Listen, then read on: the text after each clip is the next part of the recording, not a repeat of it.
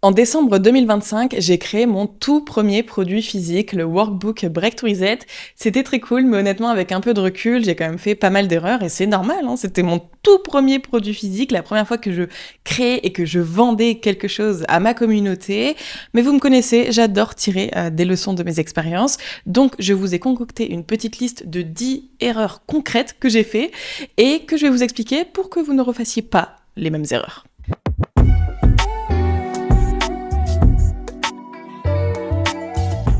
Bienvenue dans l'épisode de la semaine. Avant toute chose, n'oubliez pas de vous abonner, que ce soit sur YouTube si vous regardez actuellement cet épisode en vidéo ou sur votre plateforme de podcast préférée. Ici, je parle de business, self-care, wellness, psychologie. Donc si ça vous intéresse, suivez-moi, mais également sur Instagram et sur ma newsletter Substack. C'est parti!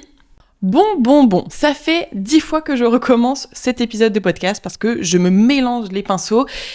J'ai trop du mal à enregistrer cet épisode, voilà, je vous le dis parce que j'en ai marre, ça fait 3 jours que j'essaye d'enregistrer, que soit j'aime pas ma tête, j'aime pas la qualité, j'aime pas ce que je raconte. Donc voilà, là j'espère qu'on est sur la bonne version, j'y crois, on y croit, parce que franchement il y a plein de choses à dire et je sais même pas par où commencer. En gros, déjà pour vous remettre dans le contexte, si vous débarquez pour la première fois sur ma chaîne avec cette vidéo, le workbook Break to Reset, c'est mon tout premier produit physique. J'ai tout documenté sur ma chaîne YouTube, vous pouvez aller voir mes dernières vidéos, mais en gros, c'est un workbook de 12 thématiques pour se réaligner entre pro et perso, retrouver un équilibre de vie. Il y a des exercices, des questions d'introspection, de la valeur ajoutée, des conseils, etc. Et c'est un produit qui est sorti suite à une série de vidéos que j'ai fait cet été sur ma chaîne YouTube où j'avais besoin de me réaligner, de retrouver du sens et de me sentir mieux dans mon quotidien. Et pendant que je faisais cette série de vidéos, j'ai pensé à ce workbook et du coup j'ai créé ce workbook. Il y a aussi pas mal de vidéos sur mon compte Insta où je documente un peu toutes les étapes. D'ailleurs, je vais vous en parler là dans ces erreurs. Donc voilà, vous avez le contexte. Si vous avez envie de plus de détails, n'hésitez pas à aller voir mes dernières vidéos. Sauf que ce produit est génial, je l'adore, il est beau, il est quali, je l'aime, etc. Mais franchement, le lancement, il était clairement pas optimisé.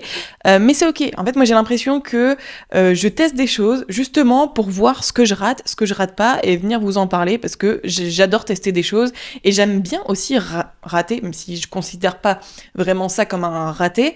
C'est juste l'entrepreneuriat en fait. Tu tentes des trucs, il y a des choses qui marchent plus ou moins, t'en tires des leçons, t'essayes de faire mieux à chaque fois et à un moment t'arrives à créer quelque chose qui te permet de vivre. Voilà, en gros. Donc ouais, comme je vous le disais, ce lancement n'était absolument pas optimisé. J'avais un produit, une communauté, j'avais de quoi faire, je sais communiquer, mais franchement, j'ai pas très bien fait les choses. Si je regarde en bas, enfin en tout cas pour les personnes qui sont sur YouTube, si je regarde en bas, c'est parce qu'il y a toutes mes petites notes et vu qu'il y a pas mal d'infos, j'ai pas envie d'oublier des choses, donc voilà, si je regarde en bas, c'est normal. Bref.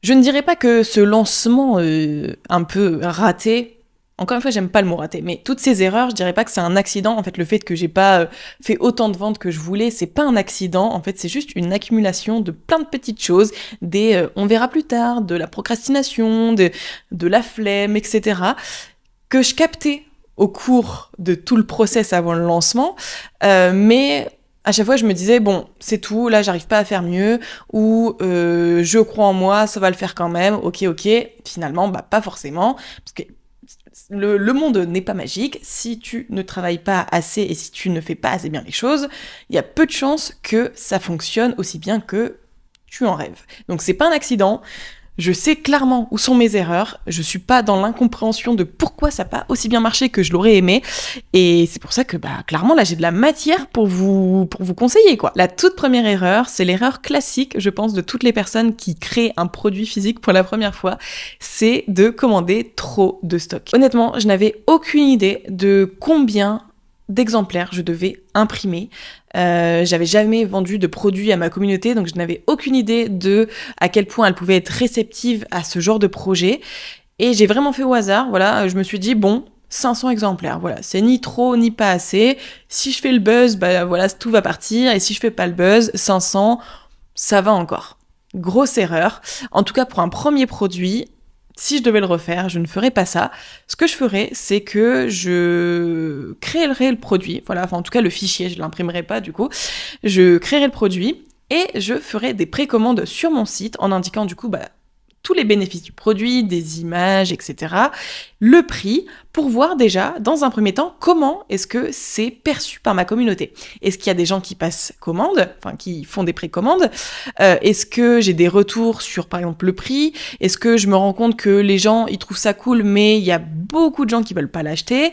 Est-ce que, à l'inverse, il y a vraiment une effervescence et je vois qu'il y a plein de gens qui l'achètent et que du coup potentiellement en plus du stock des précommandes, je peux en commander encore plus parce que déjà si sur une communauté je sais pas de 18 000 personnes il y en a plein, j'ai un gros taux d'engagement sur mes contenus sur ce sujet, qu'il y a plein de gens qui me disent je le veux trop, je veux trop l'acheter, je le précommande, ça m'aurait donné une idée de à quel point le produit est attendu, à quel point le produit est réceptionné par le marché et combien je dois en commander. C'est pas une science exacte évidemment parce que à part si tu fonctionnes 100% en précommande, tu auras forcément du stock à écouler sans certitude qu'il sera écoulé, mais ça aide quand même à avoir un peu une mesure de combien d'exemplaires ou de produits tu dois créer.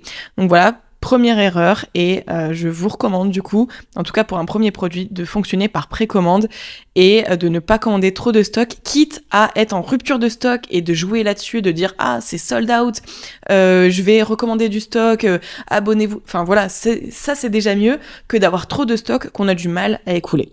L'erreur numéro 2, c'est que j'ai un petit peu trop parlé du process entrepreneurial de moi en tant qu'entrepreneur plutôt que du produit.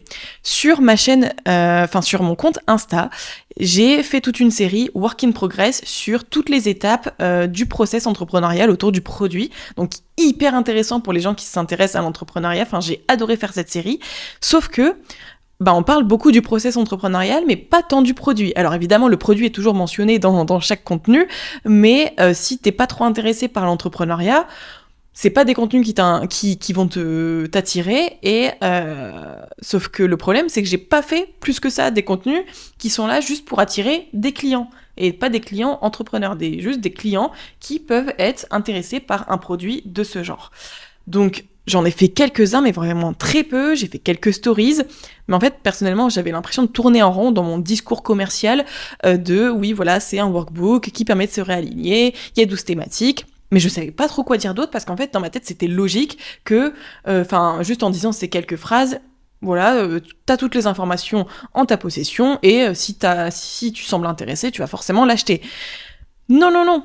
Il faut montrer les bénéfices du produit, il faut que les personnes en face, elles se disent « Ah, mais c'est exactement ce qu'il me fallait, etc. » Et ça, je l'ai mal fait. En tout cas, j'ai fait très peu de contenu à ce sujet-là. Et aussi, j'avais ce petit problème, ce biais de me dire « J'ai fait un contenu qui parle de ça, j'en refais pas parce que je l'ai déjà fait. » Ça, c'est débile, parce que l'algorithme, il montre pas ton contenu à tout le monde. Il faut aussi de la répétition pour que le message soit enregistré dans le cerveau des gens. J'ai mal fait les choses. Et pourtant, je sais exactement ce qu'il faut faire. Demain, vous me prenez en consultante lancement de marque, communication, je te fais un plan béton. Le problème, c'est que moi, je l'ai le plan béton, mais j'ai pas forcément tout respecté et je me suis pas forcément donné à fond. Voilà, donc ça manquait de contenu pour attirer mes clients et vanter les bénéfices de mon produit. Mais voilà, encore une fois, une autre leçon qu'on apprend. La troisième erreur, c'est que j'ai fait des précommandes. Alors oui, du coup, j'ai fait des précommandes, mais j'avais déjà commandé le stock, etc. Donc rien à voir avec l'erreur numéro 1. Donc j'ai ouvert des précommandes courant octobre, qui ont duré 2 semaines, donc qui se sont finies début novembre. Et ensuite, pendant 1 mois jusque début décembre, presque silence radio, j'ai fermé les précommandes, j'ai laissé les choses se faire, j'ai fait quelques contenus, et ensuite, j'ai lancé le produit début décembre.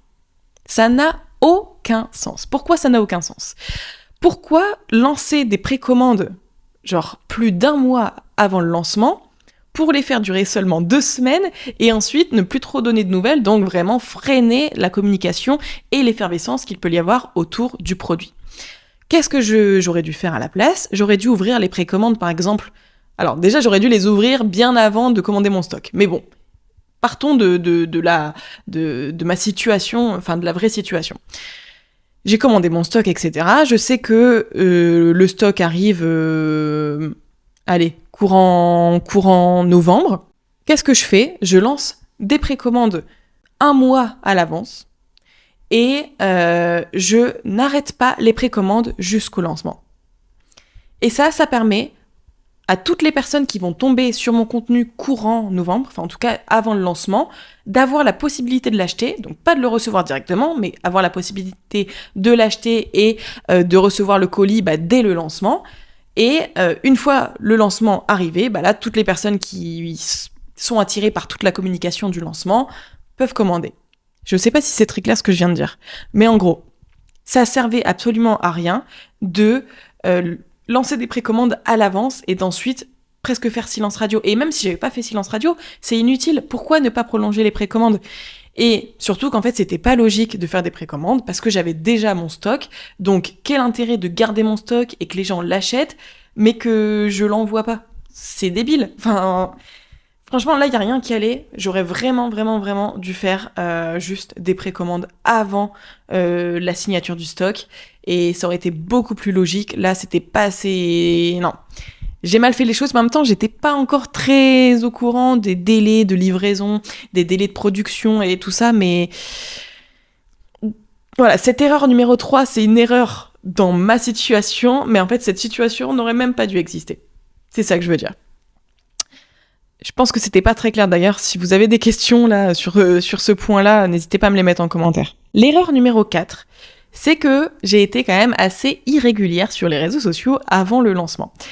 Moi, mon problème, depuis un moment, c'est la régularité. Sur les réseaux, dans mes contenus, j'ai du mal à être régulière, j'ai des pics de productivité, et puis après, j'ai des moments où j'ai pas envie, et vu que je ne vis pas grâce aux réseaux, y a plein de fois où je me dis, si j'ai pas envie de poster, je poste pas. Voilà. Et ça me gêne pas plus que ça.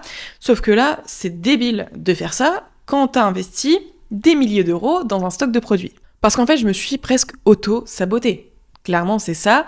J'ai communiqué sur le produit, mais dès que j'avais un peu la flemme, je communiquais plus. Donc, il y a des semaines où je communiquais beaucoup, après je communiquais plus, je communique beaucoup. Et comment tu veux emmener ta communauté et aussi aller chercher d'autres personnes qui ne te connaissent pas encore avec cette attitude ?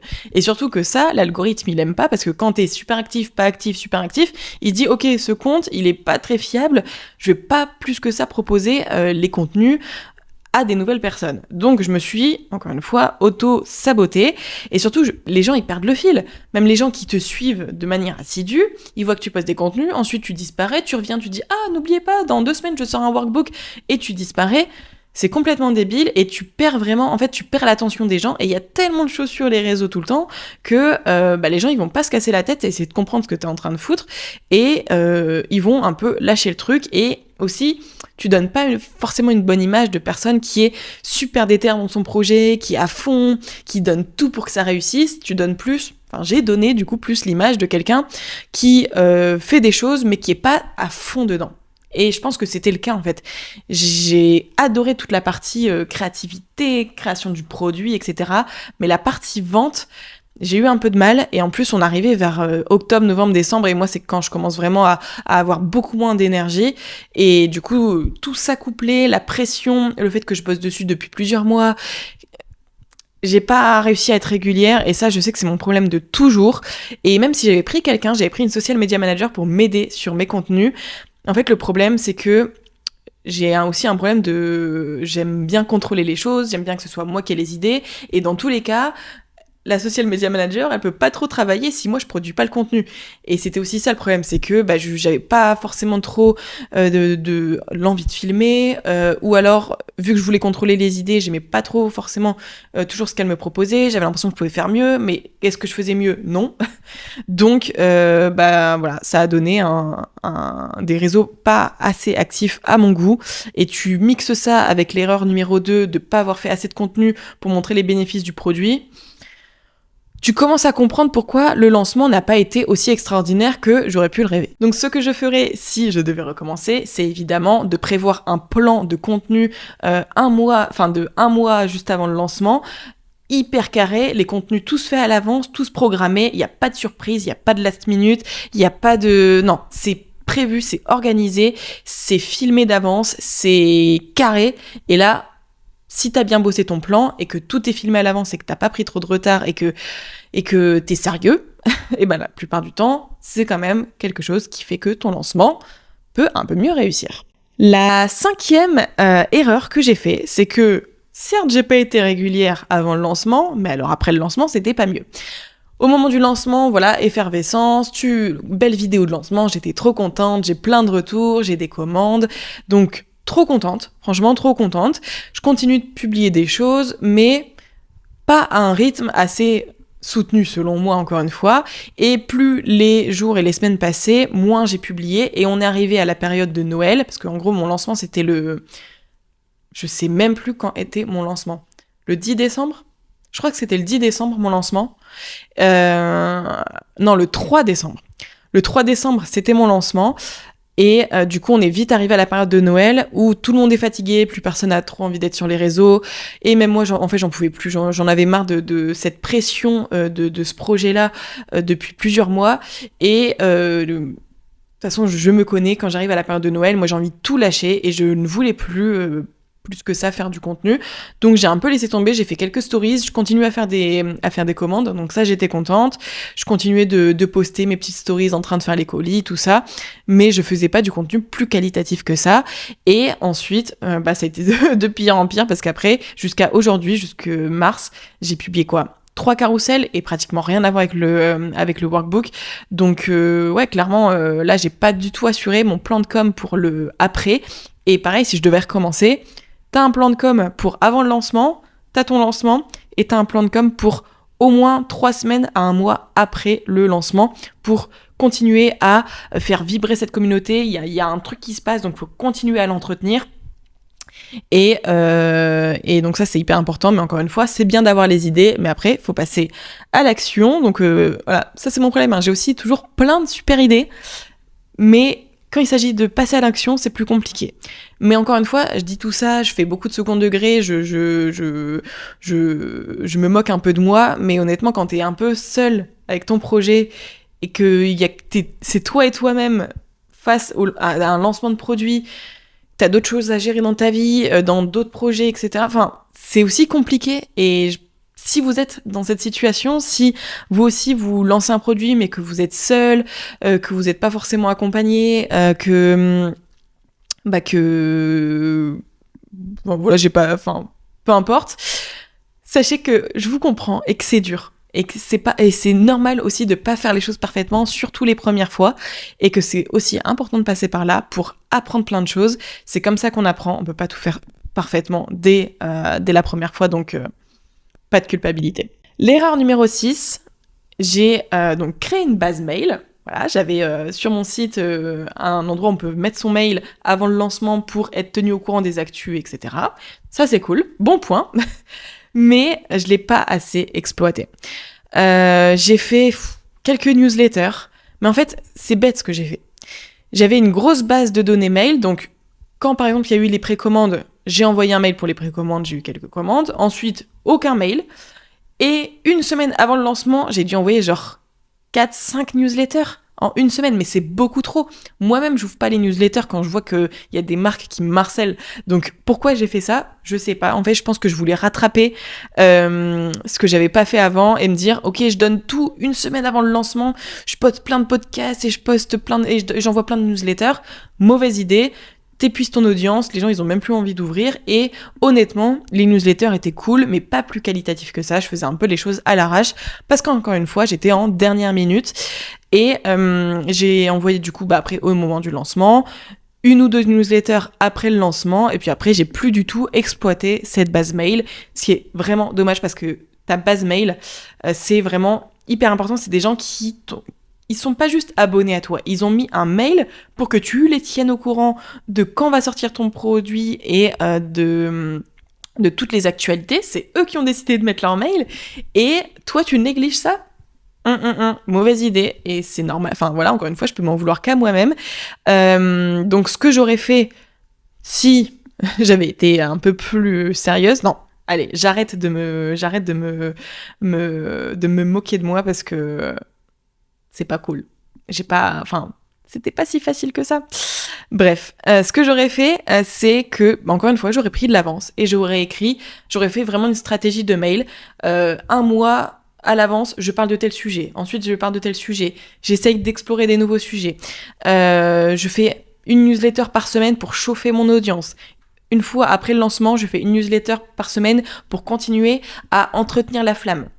Voilà, tout simplement, juste un plan comme ça et surtout à l'avance pour vraiment avoir une vision globale de tous les sujets que tu abordes et avoir comme une sorte de fil conducteur, ne pas dire 2 fois la même chose, ne pas épuiser ton audience avec des newsletters un peu bateaux, ce que j'ai pu un peu faire aussi. Donc voilà, bien exploiter sa liste mail et même pourquoi pas peut-être en profiter pour envoyer des avantages, un petit code promo, des choses comme ça, inciter du coup les gens à mettre leur mail pour qu'ensuite tu aies la base de données la plus grande possible pour ensuite convertir ta communauté en clients, tout simplement. La 7e erreur, c'est que je n'ai pas... Après, ça, c'est une erreur, je pense, en tant que commercial, marketing, stratégie, mais je suis pas sûre d'être en accord avec cette manière de faire. Je sais pas. La 7e erreur, c'est le fait de ne pas avoir créé d'urgence qui pousse à passer à l'action. En fait, l'urgence pour passer à l'action, c'est par exemple dire « Ok, il reste X exemplaires, vite commandés avant qu'il ne soit trop tard. » Ou alors « Les produits sont en vente pendant 1 semaine, ensuite je ferme les ventes. » Des choses comme ça, c'est des choses qui poussent les gens à acheter parce que après il sera trop tard. Moi, j'avais pas de raison qu'il soit trop tard parce que j'avais mon stock, donc vous inquiétez pas, vous pouvez prendre votre temps parce que moi, de toute façon, j'ai un stock, c'est pas en train de s'écouler de manière très rapide, donc il y a pas de souci, donc j'ai pas créé ça. Mais après, stratégie marketing, t'es pas obligé de exactement respecter ce qui se passe vraiment dans ton stock et tu peux essayer quand même de mettre un peu de pression, même si il te reste du stock. Justement, c'est ça qui va créer des ventes, etc. Et ça, je l'ai bien remarqué, par exemple, quand... en fait, j'ai eu quelques exemplaires défectueux, vraiment un petit détail sur la couverture, mais du coup, moi, j'estimais que je pouvais pas les vendre à ce prix-là, au prix fort sur mon site. Du coup, j'ai mis une petite annonce en story Instagram pour dire... il y a X exemplaires, il y a plusieurs exemplaires qui ont un petit défaut, envoie-moi un DM et je t'envoie un lien et tu peux l'acheter avec une petite réduc. Et quand j'ai fait ça, j'ai eu des dizaines de DM de personnes qui me disaient « Ok, je veux le lien, etc. » Parce que là, pour le coup, il n'y avait pas un nombre illimité d'exemplaires défectueux avec une réduc, donc il y avait un sentiment d'urgence de répondre directement et d'acheter directement parce que sinon ça allait s'écouler très vite. Et pour le coup ça a très bien marché, je crois que j'ai fait plus de ventes quand j'ai vendu mes produits défectueux sur une journée que en vendant des produits pas défectueux, mais c'est parce que j'ai créé ce sentiment d'urgence avec en plus une petite réduc. Alors là c'était la stratégie parfaite. Donc j'ai pas fait ça malheureusement. Après d'un autre côté, des fois, j'aime pas trop ces manières de faire parce que je me dis, les gens, j'ai pas envie de les forcer à acheter tout de suite. S'ils veulent prendre 3 mois pour acheter, ils prennent 3 mois parce que c'est quand même de l'argent. On n'a pas tous les moyens de dépenser comme ça 45 € pour un workbook et j'ai pas envie que quelqu'un se sente obligé d'acheter et d'encore plus appuyer sur ce sentiment sur ce mood de surconsommation, d'acheter le plus vite possible, de vouloir absolument posséder. J'aime pas trop mettre l'accent là-dessus et faire partie du problème du coup. Donc c'est pour ça aussi que je l'ai pas fait. Je suis pas hyper à l'aise avec ces manières de faire, mais après je me dis si tu veux créer des produits et les vendre et en faire un business et pas que ce soit juste du loisir, à un moment il faut aussi avoir des bonnes stratégies marketing. Donc ça, je sais pas forcément si je le referai. Si je crée un autre produit, je sais pas si je mettrai en place cette stratégie, mais je sais que c'est peut-être une erreur qui m'a coûté un lancement pas forcément optimisé. La 8e erreur, c'est que je n'ai pas assez montré de preuves, de retours clients, d'avis clients sur le produit. En fait, j'ai reposté toutes les stories de personnes qui mettaient le workbook en story. Parce que voilà, c'était du contenu gratuit et je trouvais ça cool de montrer que d'autres gens le mettent en story. Je sais que moi, personnellement, ça peut me donner envie de passer à l'achat. Mais c'est tout. J'ai pas demandé les avis des clients. En fait, tout simplement. Juste, j'ai pas demandé les avis des clients que j'aurais pu ensuite reposter, mettre sur le site, etc. pour donner envie aux autres qui ne sont pas encore passés à l'action de l'achat, de passer à l'action. Ça, je sais que c'est une grosse erreur, on m'en a parlé, plusieurs personnes m'ont dit de faire ça, je l'ai pas fait, voilà. À part reposter les stories, je l'ai pas fait, Et ce que je ferais, si je devais faire les choses un peu mieux, c'est que dès qu'une personne achète le workbook, je me dis que 2 semaines après, je lui envoie un petit mail ou un DM sur Insta pour lui demander son avis et qu'elle m'écrive un petit avis en DM ou un vocal, peu importe, pour me dire ce qu'elle en pense, comment elle l'utilise, est-ce que ça l'a aidé. Et comme ça, je peux partager à ma communauté et je peux aussi mettre des avis sur la page de mon site et ça marche toujours. Enfin, il y a plein de gens qui achètent des produits parce qu'ils vont voir les commentaires et les avis et qui se rendent compte qu'il y a plein de gens qui ont kiffé. Du coup, ils disent « Ok, c'est bon, tout le monde a kiffé, moi aussi je veux kiffer, je vais l'acheter. » Et moi aussi je fais ça, donc je sais pas pourquoi je l'ai pas plus fait, mais encore une fois ça c'était de l'après-lancement et comme je vous l'ai dit, après le lancement, j'avais beaucoup moins d'énergie, j'avais plus envie, j'avais juste envie de lâcher les rênes et donc j'ai pas plus que ça poussé ce côté-là, mais ça c'est pas trop tard.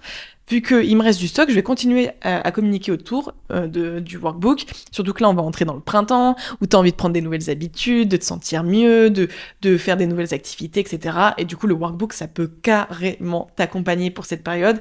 Donc, je vais évidemment recommuniquer dessus parce que je me dis que ce produit est génial, je l'adore.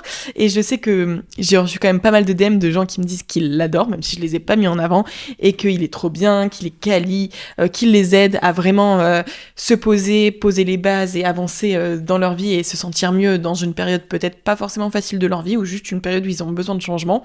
Et donc je me dis que forcément là avec le printemps, l'arrivée de beaux jours, c'est le moment parfait. Donc c'est pas trop tard. Là je peux aller recueillir des petits avis auprès de mes clients, mais si j'avais pu le faire un peu plus tôt, ça aurait été mieux. La 9e erreur, c'est que je n'avais aucun plan pour les personnes qui étaient presque convaincues mais qui ne sont pas passés à l'action. C'est-à-dire les personnes qui, par exemple, m'ont envoyé un DM pour les workbooks défectueux, donc ça veut dire qu'ils étaient intéressés, ils sont peut-être arrivés trop tard, j'avais plus de stock, mais j'ai pas... Enfin si ça j'ai fait un truc pour eux, précisément, c'est que les personnes qui m'envoyaient un message pour les workbooks défectueux et qui n'arrivaient trop tard, je leur donnais un petit code promo de 10% pour quand même bénéficier d'un petit cadeau pour leur remercier de leur intérêt.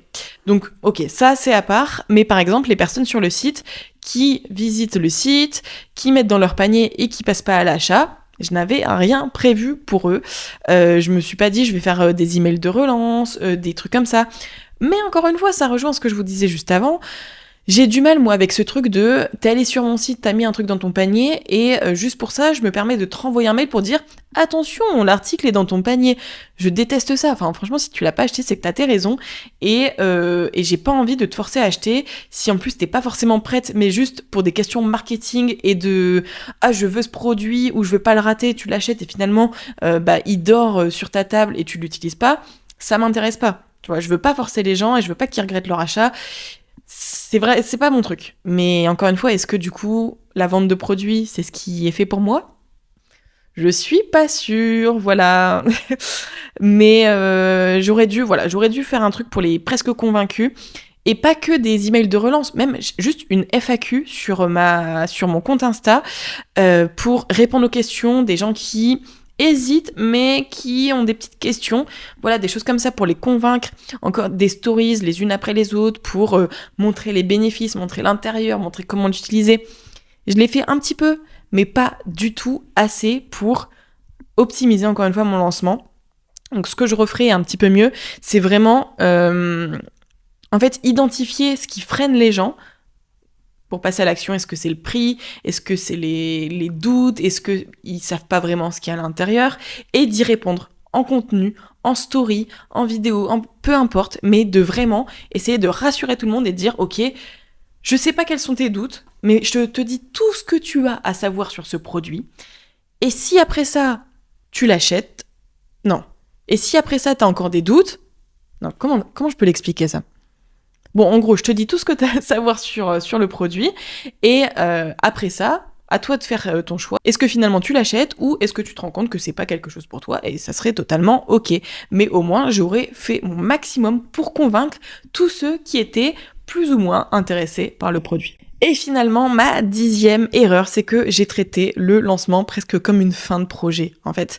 Encore une fois, vu qu'après le lancement, j'étais plus trop dedans, enfin en fait, je voulais juste passer à autre chose, je voulais être libéré du lancement et lâcher les rênes et tout relâcher, j'ai envoyé un peu un signal à ma communauté et aux gens qui me suivent de voilà, le truc est lancé, je communique pas plus que ça après, c'est comme si en fait le projet prenait fin. Et si moi-même j'ai cette impression, alors imaginez les gens en face qui voient 1000 autres contenus par jour et qui, en fait, tu passes très vite à la trappe. Parce que toi, t'es là, le centre de ton monde, c'est ton produit, mais les gens que t'essayes de convaincre, ils ont plein d'autres choses à gérer dans leur vie. Alors si toi, tu te permets de pas trop être présent, de pas t'impliquer à fond dans ton lancement et que t'espères que les gens ils vont juste se servir de leur bon sens et du fait que tu postes quelques stories pour passer à l'action, t'es à côté de la plaque. Et c'est exactement ce que j'ai fait. En fait, j'ai pas assez pris conscience que c'est pas en faisant quelques stories, quelques posts et en laissant le truc vivre tout seul que je vais faire des ventes. Les gens, ils ont d'autres choses, ils ont d'autres chats à fouetter, en fait. Si je veux vraiment faire des ventes, je dois être présente dans l'imaginaire des gens, dans la tête des gens, sur les réseaux des gens, tous les jours pour, en gros, choper le moment où ils vont être convaincus, faire le contenu qui va les convaincre, être présent le jour où ils sont décidés à acheter et mettre une petite stories pour les encourager.